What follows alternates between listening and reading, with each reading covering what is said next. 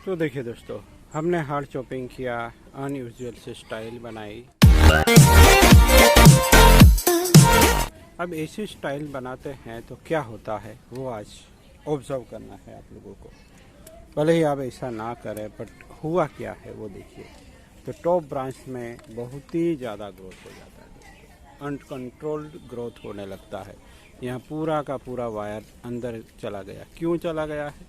क्योंकि ये branch grow हो चुकी है। तो इस ब्रांच को इमीडिएटली हमें निकाल देना है। अगर इसको रहने दिया तो फिर हमारा जो नीचे ग्रोथ चाहिए वो सब रुक जाएगा दोस्तों। तो इसलिए ऐसे ग्रोथ को जल्दी से जल्दी हटा लीजिए। अब ये ओपर पोर्शन हो जाता है तो वहाँ भी ज़्यादा ग्रोथ होगा, तो उसको भी हमें मेंटेन करना है इस तरीके से। और ये जो ब्रांचें नई आई है या थोड़ी मोटी हुई है, इसी ब्रांचों को हम वायरिंग करके कुछ प्लेसमेंट करने वाले हैं। तो ये सब वर्क करते रहना है। यहाँ मैं हर रोज़ एक वीडियो देता हूँ, तो आप रिफ़र करते रहिए दोस्तों। बिगिनर्स है तो कुछ शुरुआत के लिए बिगिनर्स सीरीज़ में चले जाइए प्लेलिस्ट में, वहाँ भी आपको कुछ वीडियो काम के देखने को मिल जाएंगे, क्लासरूम फर्स्ट स्टेप वगैरह। तो ये भी देखने ज़रूरी है अगर आप बिगिनर्स है तो। एडवांस लेवल पे है तो आप कंटिन्यू रह सकते हैं, वही पहुंचेगा एडवांस लेवल पे जो रेगुलर वीडियो देखता रहेगा।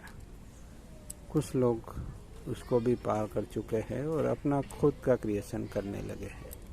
तो चलिए, अब यहाँ मुझे कर देना है वायरिंग और प्लेसमेंट। अनवायर भी करना है क्योंकि यहाँ कुछ जगह ज़्यादा ही वायर बाइट हुआ है। तो चलिए मैं निकाल देता हूँ और वायरिंग भी कर लेता हूँ। वायरिंग निकालते वक्त ये भी ध्यान में रखना है कि ये स्किन डैमेज ना हो, क्योंकि ये ज़्यादा वायर बाइट होता है तो स्किन को हमें पील नहीं होने देना है। बहुत ही सावधानी से इस तरीके से अनवायर करना है जिससे प्लांट कम से कम डैमेज हो। ओके, तो मुझे ये भी निकाल देने पड़ेंगे, तो इसको मैं कट कर लेता हूँ यहाँ से। और ये काम आएगा हमें अभी। यहाँ ये यहाँ से जुड़े हुए हैं सिंगल, तो काम आएंगे। ऐसी जगह में सिंगल वायर ही निकाले, क्योंकि ज़्यादा घस चुके हैं तो हमारी मेहनत बेकार नहीं जाने देनी है। ये सब गाँव जो बने हैं वो सब भर जाएंगे धीरे धीरे, क्योंकि अभी भी ग्रोथ होता ही रहेगा। यहाँ बहुत ही ज़्यादा ग्रोथ होगा मानसून में भी। तो स्प्रिंग से भी ज़्यादा ग्रोथ देखने को मिलता है मानसून में, क्योंकि पानी में ही नाइट्रोजन वगैरह आता है मेरे ख्याल से। तो ज़्यादा फर्टिलाइज करे या ना करे, प्लांट ग्रो करते ही रहते हैं मानसून में। तो मैं वायर संभाल के निकाल लेता हूँ। देखिए, आपको भी इसे ही निकालने हैं जिससे प्लांट को कम से कम नुकसान हो। इस तरह होल्ड करके रखिए ब्रांच को और फिर इस तरह अनवाइंडिंग करें, जिससे प्लांट को कोई नुकसान नहीं होगा या ये ब्रांच में भी कोई नुकसान नहीं होगा। तो ब्रांच को स्टेबल बना के निकालना है।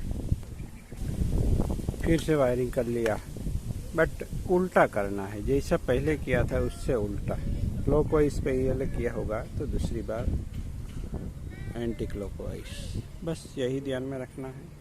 फिर तो सब सिंपल है, ब्रांचों को प्लेसमेंट करना, जहाँ ब्रांच वहाँ से टर्न वाला रूल्स भी याद रखना है। और धीरे धीरे यहाँ दोस्तों ब्रांचों की संख्या हम बढ़ाते चले जाएंगे। वायरिंग करके हम यहाँ बहुत ही जल्द प्लांट को स्टाइल कर पाएंगे। अब तक तो लगभग 2 सालों में तो मैं नेचर लुक दे ही देता हूँ प्लांट को। इस तरह अगर एक बार स्टॉक रेडी हो जाता है, रूट भी मैच्योर हो गए हों, तो हम बहुत ही जल्दी प्लांट को इस तरह से लुक दे सकते हैं बोनसाई वाला।